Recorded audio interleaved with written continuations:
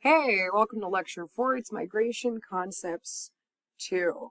Whereas Lecture 3 focused more on terminology and causes of migration, today we're really more going to talk about the effects of that migration. All right, so let's go ahead and get going. Today, your goal is that you can gather information to help create a biography of an immigrant by using human geography and economic concepts to better understand immigration factors in the history of Latin America. All right, feel free to pause me whenever you need to get your notes together. So, we talked about the why of migration, but not really about the what happens. So, what are the effects on the immigrants? What are the effects on the host country? What are the effects on the home country? And fourth, some multinational issues. So pretty similar setup to to lecture 3. Cool. So effects on immigrants, right? Can't be zero. So the first thing that happens is that there is an identity effect, right? There are different cultural values between generations. There's adaptation and assimilation, right? So, the the differences between cultures can really be felt with cultural traditions and language is lost in between generations, right? And a hyphenation effect, right? Like the first generation that gets here will usually identify mostly as being from their home country, not really so much their host country. Generation 2, people find that they have more of a mixed identity, but as the generations progress, the younger people identify more and more with the new country. All right, so let's talk about acculturation versus assimilation. So assimilation, the way a similar group of people gradually copies the customs and attitudes of the larger culture around it. You can think of this as the melting pot model. This was the kind of preference, or the stated preference of politicians, at least in this country, for quite a long time. Right? Whereas, the other alternative is acculturation, right? Which is maintaining your own culture, language, values, etc., while adapting to the larger culture. In an acculturation model, both the majority and the minority culture are changed, but they do remain distinct. This model is more like the mixed salad model, where it's all one, larger society, but the individual pieces of it are separate and identifiable. So, what are the effects of immigration on the host country? Their economic impacts, both positive and negative, and their economic impacts that are both real and perceived. Right. So one of the economic impacts that's often perceived, but like may or may not be there, is that people in the host country will think that immigrants are taking all of the jobs. This is simply incorrect. Although the perception is there, right? Immigrants who find employment in a host country are very rarely taking a job from someone there, not never, but basically never, mostly because the type of job that it is, people in the host country don't usually want to do, or they lack the skills to do it. So despite this loss, despite that, sorry, check my notes.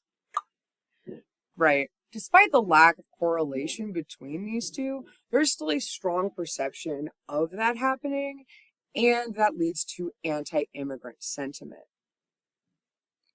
Right. Now then, there are also welfare issues, which are both real and perceived. the popular perception is that a vast majority of immigrants are like on welfare and that this is one of their primary motives for changing countries. Well, at least in the United States, this is simply incorrect.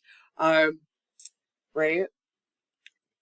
So, a 2005 study showed that although immigrants make up 10.4% of the population, they account for only 7% of the country's healthcare expenditures and only 8% of the government's healthcare funds. Part of this is simply that people tend to immigrate during, honestly, the healthiest part of their life, like right in the middle, when they do also the most work. But the social attitudes like around immigrants can often lead to a host country like basically getting a new racism, which anyway, and so like consolidating like an immigrant population to a small space. This is called ghettoization. And you can see it all around. Like sometimes it's stated on its face, like the Chinatowns of the 1800s. I'm pointing a direction I just realized doesn't really work for you. I'm pointing southwest because I'm here in Seattle and that's where I'm sitting, but God knows where you are. Anyway, right? Yeah, like, but those issues aren't like, housed only in the US. They happen all over the place. Like, the consolidation of like immigrants into small neighborhoods is a thing that happened in Germany. It's a thing that happened in Sweden. It's a thing that's currently happening in Dubai. It's a thing that happens in Australia. So, all right, next up, what's a remittance? So, a remittance is the money that immigrants make in their host country and then send back home. Right? Above me, if you want to pause me of this little chart there, that's the world's top remittance recipients, which is basically where money is going. Cool. You can pause me and take a look. Neat.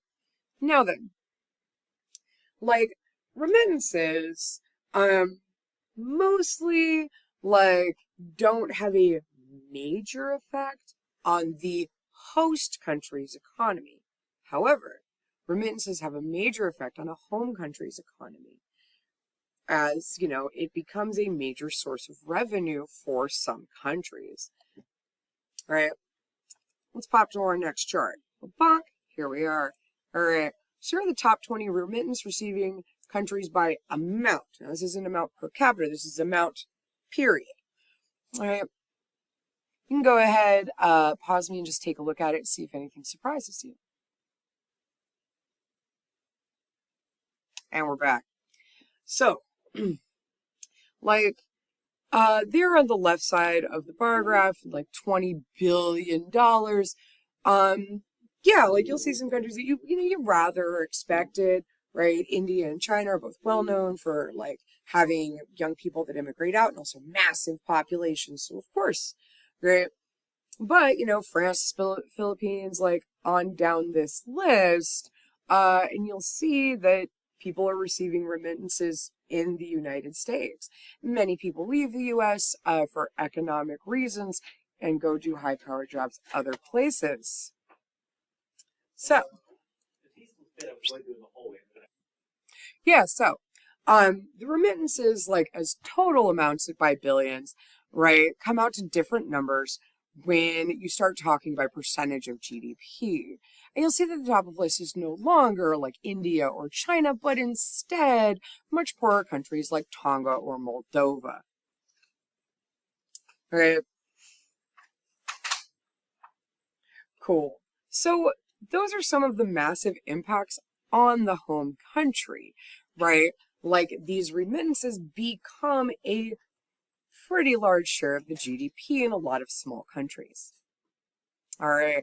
What are the other effects on the home country? The first one is that families are left behind. This is a major social burden for these places, right?